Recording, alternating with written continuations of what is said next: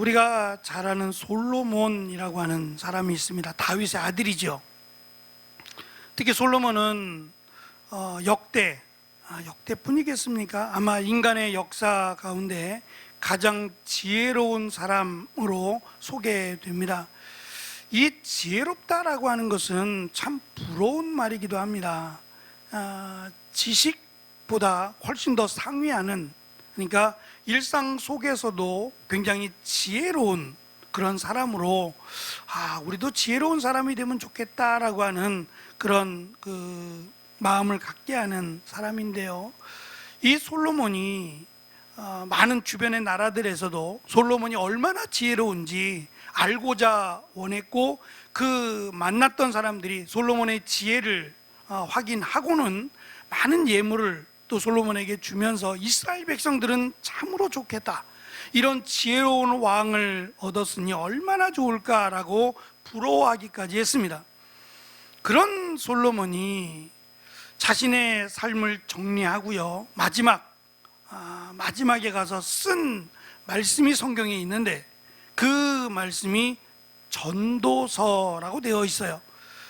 이 전도서의 말씀을 읽으면 지혜자라고 말씀을 드렸는데, 이 지혜, 누구보다 지혜롭다라고 할 이 솔로몬이 쓴 전도서는 사실 충격적이에요.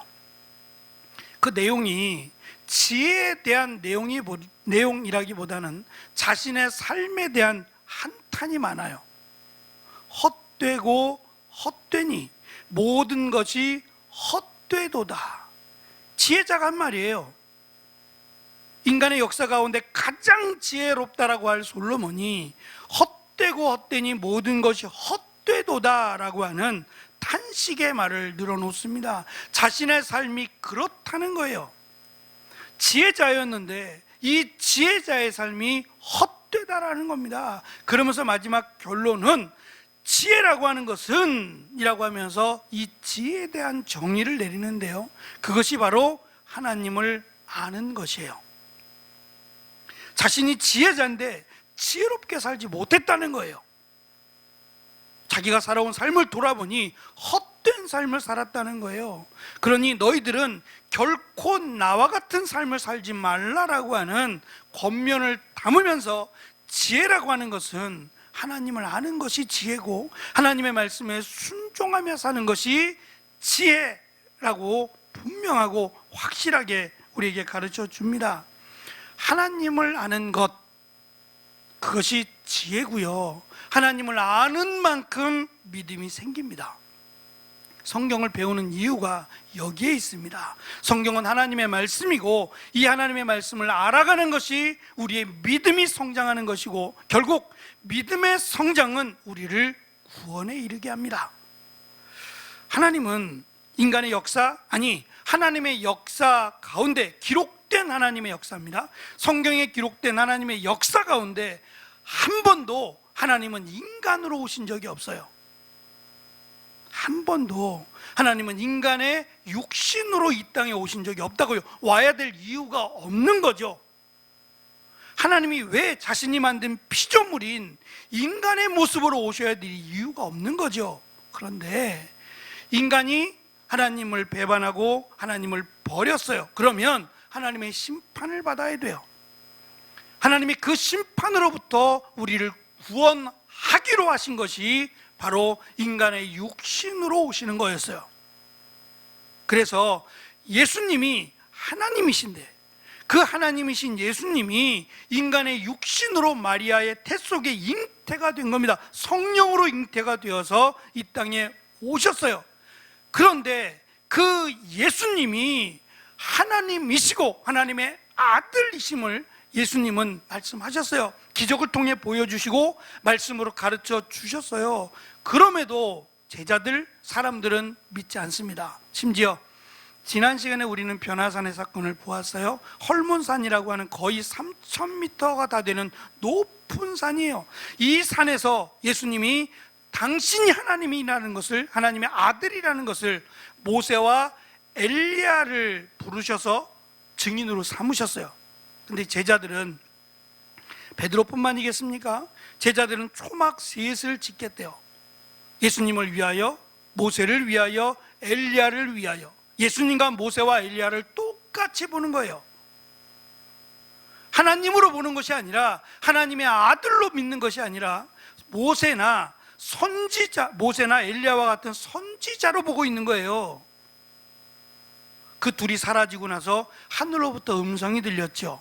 그 음성은 이는 내 사랑하는 아들이니 너희는 그의 말을 들으라고 하는 하늘로부터의 음성이었어요. 근데 그 음성을 듣고도 제자들은 깨닫지 못했습니다. 그리고 나서 그 시간에 지금 만약에 카메라가 있다면 두 곳을 동시에 찍었어야 되는데, 한 곳은 지금 헐몬산을 비추고 있는 거고 변화산을 비추고 있는 거고, 또 하나의 카메라는 동시간대에 이 남아있는 제자들의 모습을 찍고 있었어요. 오늘 말씀은 예수님이 산에서 지금 모세와 엘리야 그리고 베드로와 제자들, 베드로와 야고보와 요한을 만나시는 장면과 동시간대에 지금 제자들, 남아있는 제자들에게서 하나의 사건이 이루어집니다. 어느 아버지가, 이 누가는 사실 의사예요. 직업이 의사인데요, 그러면 누구보다 이 아이의 병이 어떠한 병인지 알 거예요. 왜냐하면 마태복음이나 마가복음의 기록에 의하면 이 아이가 간질에 걸렸다고 얘기하고 있거든요.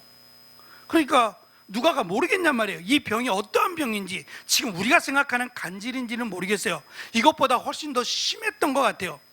그래서 예수님께 나올 때, 예수님께서 아이를 데리고 오라 할 때도 이 귀신이 이 아이에게서 막 간질이 일어나고 경련이 일어나고 입에 거품을 물고 쓰러질 정도의 그 증상을 보이면서 아버지가 아이를 예수님께로 데리고 왔으니까요.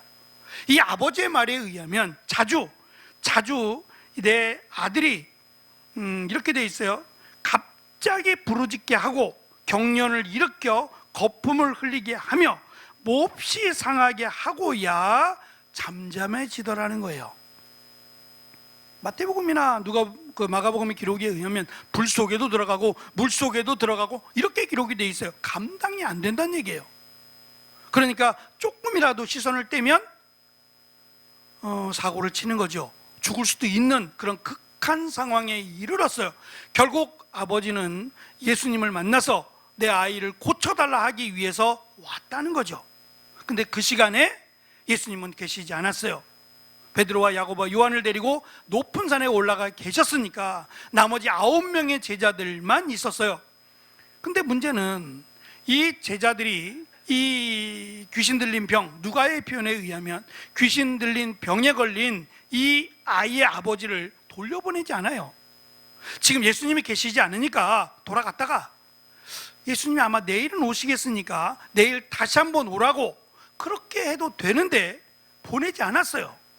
그 보내지 않은 이유는 이 9장에 있는 것처럼 예수님이 제자들을 보내실 때에 귀신을 쫓아내는 권세와 병을 고치는 능력을 주셨다 그랬어요. 그래서 하나님의 나라의 말씀을 예수님께서 가르쳐 주신 하늘나라에 대한 말씀을 가르치고 귀신을 만났을 때에 귀신이 떠나가고 또 예수님의 말씀을 전할 때에 병든 자가 고침을 받았더라라고 돼 있어요. 제자들도 놀랐어요. 이제껏 이러한 일이 자신의 인생에 없었거든요. 근데 예수님께서 말씀하신 대로 정말 귀신이 쫓겨나가고 병자가 고쳐졌어요. 그게 얼마 지나지 않은 일이에요. 멀지 않은 일이란 말이에요. 그런데 지금 9명이나 남아있고 이 귀신 들린 아이를 둔 아버지가 왔단 말이죠. 그러니까 제자들은 고칠 수 있겠다고 생각을 한 거예요.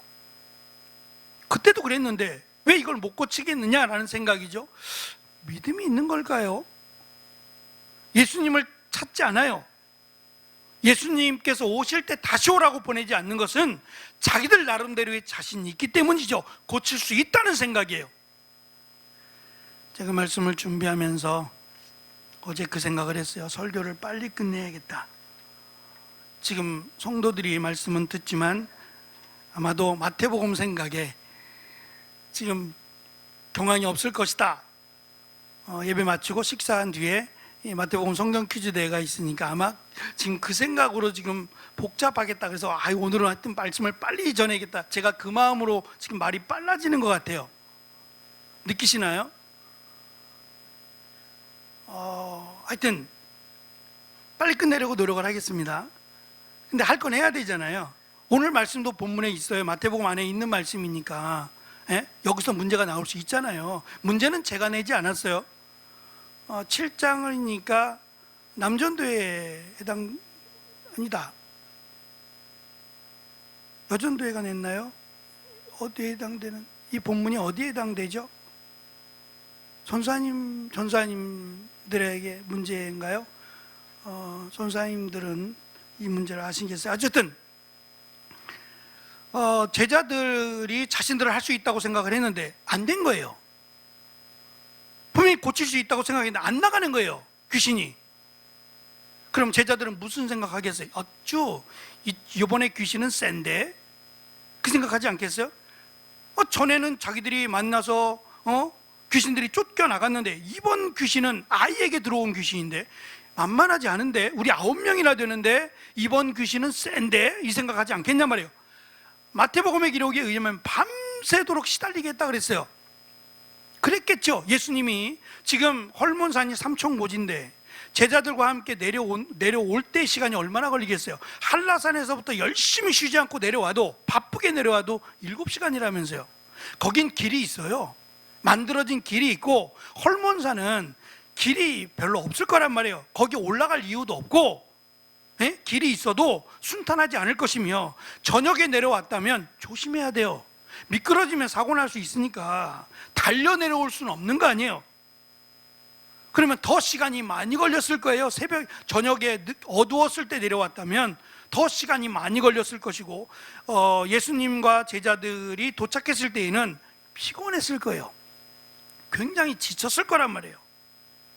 잠을 자고 내려온 건 아닐 거니까 안 자고 내려왔다면 더 피곤했을 거란 말입니다. 그런데 이 도착하자마자 지금 난리가 난 거예요. 그리고 아이의 아버지는 이 아이를 데리고 예수님께로 왔어요. 못 고치니까. 그 제자들은 밤새도록 지금 보내지 않고 자기들은 고칠 수 있다고 하면서 나름대로 귀신아 나가라 그랬든지 뭐 별수를 다 썼을 거예요. 근데 귀신은 나가지 않는 거예요. 저는 말씀을 준비하면서 그런 생각이 들어요. 물론 예수님이 그 자리에 있진 않았지만 예수님을 따르고 믿는 제자들인데, 물론 예수님을 메시아로 믿는 건 아닙니다. 선지자 또는 선생님으로 믿었어요. 그런 제자들에게도 문제가 생긴다는 거예요. 귀신은 우리가 예수님을 믿는다고 해서 우리에게서 떠나가는 게 아니에요. 예수님께서도 공생애 하시는 동안 수시로 귀신들은 예수님을 공격했고, 심지어는 예수님이 십자가에 달렸을 때에도 귀신이 그런 말을 하죠. 이건 귀신이 하는 말인데, 로마 병정의 입을 통해서 말을 합니다. 내려오세요. 당신이 정말 하나님의 아들이면 내려오시라고. 내려올 능력도 없냐고, 자기도 구원할 수 없느냐고 이렇게 비아냥거려요. 우리 같으면 정말 더러워서 못 있겠네 라고 생각할 만큼 그렇게 사탄은 계속해서 예수님을 유혹합니다. 죽지 말라고 말해요. 그런 귀신들이 이 땅에서 우리를 유혹하지 않을까요? 우리를 넘어뜨려고 노력하지 않을까요? 한단 말입니다. 분명히 우리를 하나님의 은혜로부터, 예수 그리스도를 믿는 믿음으로부터 우리를 떼어내려고 여러 가지 많은 수고를 할 거란 말이에요. 문제는 제자들이에요. 못 고쳤잖아요. 안 되잖아요. 그럼 어떻게 해야 돼요? 이렇게 해보고 저렇게 해보고 안 됐어요. 그럼 어떻게 해야 돼요? 도움을 구해야 되죠. 기도해야 되죠. 근데 어디를 찾아봐도 제자들은 엎드려 기도하는 게 나오지 않아요. 이 아이를 위해서, 아이의 아버지를 위해서 하나님의 은혜를 구하며 기도하는 모습이 전혀 보이지 않아요. 전에는 고쳤는데, 전에는 이러한 능력이 있었는데 라고만 생각한다는 거예요. 결국 이 능력은, 귀신을 쫓아내고 병자를 고치는 이 능력은 하나님께 있는 겁니다. 우리에게가 아니라 하나님께 있는 거예요. 그래서 우리가 연약할 때 이렇게 해보고 저렇게 해봤는데 안 되더라, 없다라고 하는 인간의 한계를 느낄 때면 기도하라는 얘기예요. 하나님의 은혜를 구하라는 얘기고, 그래서 예수님께서 이들의 모습을 통해서 이렇게 말씀하시죠. 믿음이 없고 패역한 세대여, 내가 얼마나 너희와 함께 있으며 너희를 참으리요. 제자들에게 하신 말씀이에요. 제 친구 가운데 고등학교 친구인데요, 고등학교 동창 가운데 이제 꽤 가까이 지냈던 친구가 있어요. 지금은 이제 귀농해서 고흥에 내려가 있습니다. 근데 이 친구가 목소리가 참 좋아요. 이게 중저음이고 목소리가 참 좋아요. 그런데 음치예요. 아주 지독한 음치예요. 목소리가 좋잖아요. 목소리가 커요. 크고 좋아서 목소리만 들으면 야, 너는 정말 성악하면 좋겠다, 이럴 말 정도로 목소리가 너무 좋은데 음치예요. 무슨 말인지 아시죠? 제가 다녔던 학교가 미션 스쿨이거든요. 그러니까 일주일에 한 번씩은 예배를 드려요. 학교 공부하다가 중간에 예배 시간이 있거든요. 그러면 이제 찬양하면 이제 옆에 앉잖아요. 주로 친한 친구니까 옆에 앉아서 이렇게 찬송을 부르거나 하잖아요. 찬송가를 부르잖아요. 정말 힘들어요. 목소리는 큰데다가 음이 하나도 안 맞아요. 그러면 좀 조그맣게 하든가. 크게 하니까 이거는 거의 소음이에요. 그러니까 진짜 우리가 그냥 은혜로, 그냥 믿음으로 그냥 찬양을 하지. 제가 한 번은 야, 너 음친 거 알아? 그랬더니 자신도 안 돼요. 하도 많이 든 거죠. 자기가 음치라는 걸 안 거예요. 근데 안 된대요. 노래방 가서 해도 안 되고 뭐 고치려고 노력을 해도 안 된대요. 안 되니까 좀 조그맣게 해. 근데 자기는 은혜를 받으니까 크게 하는 거예요. 자기 나름대로 은혜를 받으니까 찬양을 드려야 된다고 생각하고, 하나님 내 찬양을 받아주옵소서, 음치지만 내 찬양을 받아주옵소서라고 하는 간절한 마음을 담으니까 소리가 커지는 거예요. 우린 죽겠는데. 하나님은 이렇게 크게 안 해도 들으셔. 그리고 네 마음을 아셔. 아무리 얘기해도 소용없어요. 자기는 더 간절하게 하고 싶은 거예요. 근데 시간이 좀 지났어요. 시간이 좀 지나서 이제 군대도 갔다 왔고, 시간이 한참 지나서 그 친구하고 다시 이렇게 만났을 때 요즘 뭐하고 지내냐 그랬더니 뭐 교회를 다니겠죠. 교회를 다니는데 요즘 성가대 지휘를 한대요. 제가 다시 물었어요. 뭐라고? 성가대 지휘한대요. 그 교회가 이상한 거 아니야? 아니, 음치를 성가대 지휘를 시켜요? 제가 어떻게 해? 음치라고 하는 의미가 뭐냐면 소리를 못 듣는 거예요. 소리를 못 듣는 거예요. 그러니까 그 음이 무슨 음인지 모르는 게 음치예요.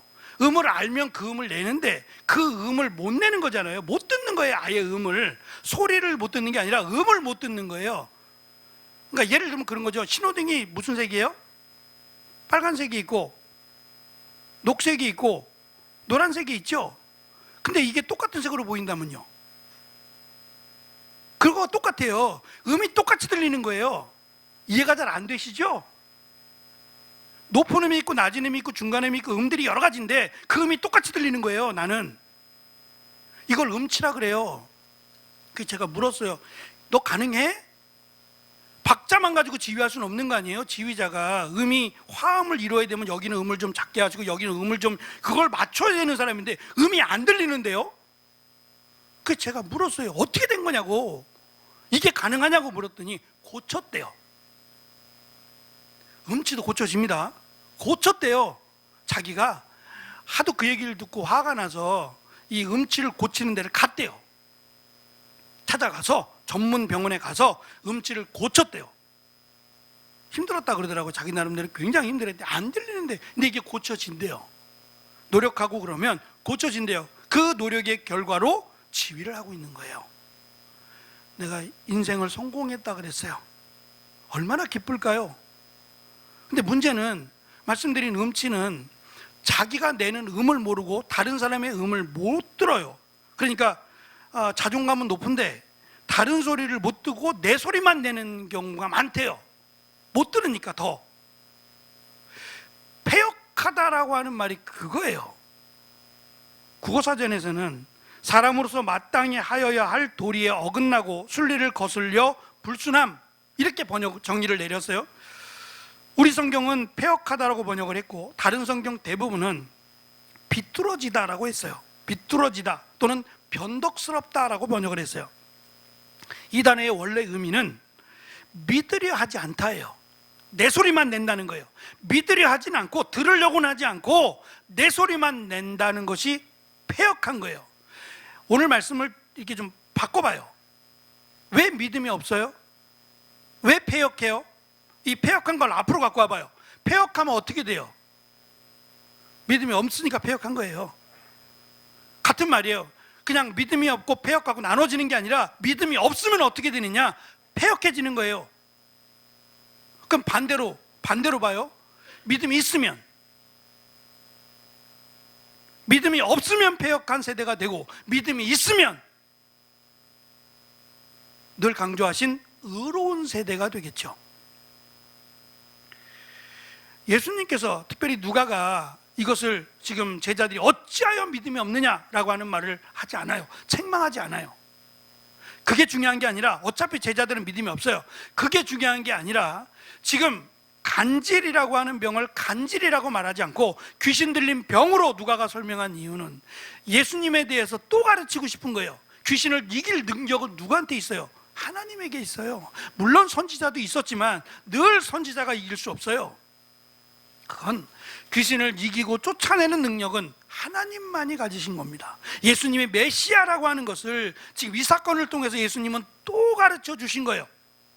그러면서 예수님께서 마지막으로 이 말씀을 하세요. 이 말을 너희의 귀에 담으라고. 이 말을 너희의 귀에 담으라고. 무슨 말이냐? 장차 사람들의 손에 넘겨지리라. 죽으신다는 얘기잖아요. 이것을 귀에 담고 있으라는 얘기예요. 그런데 제자들은 이해할 수 없었어요. 왜 그러냐? 내 생각이 너무 많아요. 제자들의 생각, 예수님이 왕이 돼야 되는데, 예수님의 능력을 우리가 받아야 되는데 라고 하는 자신들의 생각이 너무 많으니까 예수님의 말씀이 들어오지 않아요. 우리가 씨 뿌리는 비유에서 씨가 몇 곳에 떨어지죠? 제가 문제를 알려드리는 거예요. 씨가 몇 곳에 떨어지죠? 4곳에 떨어지죠? 4곳에 떨어졌지만 씨가 열매를 맺는 곳은 한 곳밖에 없죠. 좋은 땅이라고 설명되는 한 곳밖에 없어요. 그럼 3곳은 왜 열매를 맺을 수 없어요? 환경 때문이 아니에요. 씨를 품어야 되는 땅이 좋지 않아서 그러네요. 그 대표적인 예가, 세상에 염려가 너무 많아요. 세상의 재리에 너무 관심이 많고요, 세상 것에 너무 관심이 많으니까 열매를 맺을 수 없다가 되는 거예요. 그럼 우리가 세상 가운데 안 살 수 있어요? 안 되잖아요. 세상 가운데 살아야 되잖아요. 먹고 살아야 되고 일해야 되고 그래야 되잖아요. 그런데도 불구하고 열매를 맺어야 된다고 하는 것은 결국 나에게 주어진 삶 속에서 하나님을 기억하고 살고 예수 그리스도를 통한 은혜를 놓치지 않아야 된다는 얘기예요. 세상을 버릴 수 없어요. 세상을 떠나 살 수 없는 겁니다. 세상 안에 살아야 되고 똑같이 남들처럼 주어진 시간 속에서 열심히 일하며 살아야 돼요. 그런데 문제는 이렇게만 살면 열매는 맺을 수 없어요. 믿음은 생기지 않는다고요. 우선순위를 두지 않으면, 이건 먼저, 하나님 먼저라고 하는 우선순위를 두지 않으면 믿음이 생기지 않아요. 제자들은 지금 하나님의 생각이 없어요. 하나님의 뜻이 그들 안에 없으니까 자꾸 세상적인 이야기, 그 다음 내용이 뭐냐? 누가 크냐예요. 결국 그거죠. 제자들은 그 생각밖에 없어요. 누가 크냐? 누가 더 큰 자가 될 거냐? 예수님 왕이 되면 나는 예수님을 잘 섬겼고 내가 모든 걸 예수님께 드렸으니까, 여기에만 관심이 많아요. 이 땅에서 받을 복, 여기에만 관심이 많은 거죠.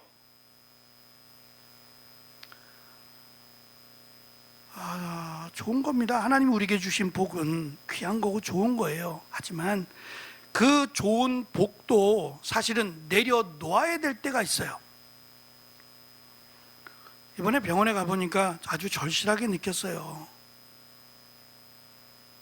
병원에 안 가는 게 복이구나. 병원에 안 가는 게 복이고, 이렇게 앉아 계신 게 복이고, 내가 걷고 하는 게 복이고, 라면이라도 맛있게 먹을 수 있는 게 복이고, 그렇지 않을까요? 병원에 있는 분들이 볼 때는 뭘 부러워하겠어요? 그분들이 내 힘으로 걷는 게 얼마나 부럽고, 라면이라도 먹을 수 있는 게 너무 부럽고, 그게 아닐까요? 근데 우리는 그 받은 은혜, 내가 지금 누리고 있는 복에는 관심이 없고 더 큰 거, 여기에 너무 관심을 갖고 여기에 목적을 두고 살아간다면 예수님 말씀처럼 믿음이 없음으로 패역한 자가 될 수 있다는 거예요. 이 말씀을 주신 것은 제자들을 꾸짖고 혼내기 위함도 있지만, 정신 차리라고 하는 의미도 있지만, 반대로 답을 주시는 거예요. 믿음이 있다면 너희는 의로운 세대가 될 수 있다라고 하는 정답을 가르쳐 주시기 위함이 아닐까요? 우리가 답을 알았습니다. 이제는 우리에게 주어진 삶 속에서 믿음이 우선이 되고 하나님을 아는, 하나님을 믿는 그 믿음이 우선이 될 때에 솔로몬이 말한 지혜자의 삶은 우리 것이 될 것입니다. 아마 이 땅을 떠나가 보면 알 거예요. 무엇이 가장 소중했는지를. 솔로몬이 말한 지혜, 하나님을 아는 지식, 그리고 예수 그리스도를 믿는 믿음, 이것이야말로 우리가 가장 소중하게 여겨야 될 하나님의 축복과 은혜임을 기억하는 우리 모두가 되시기를 축원합니다. 기도하겠습니다.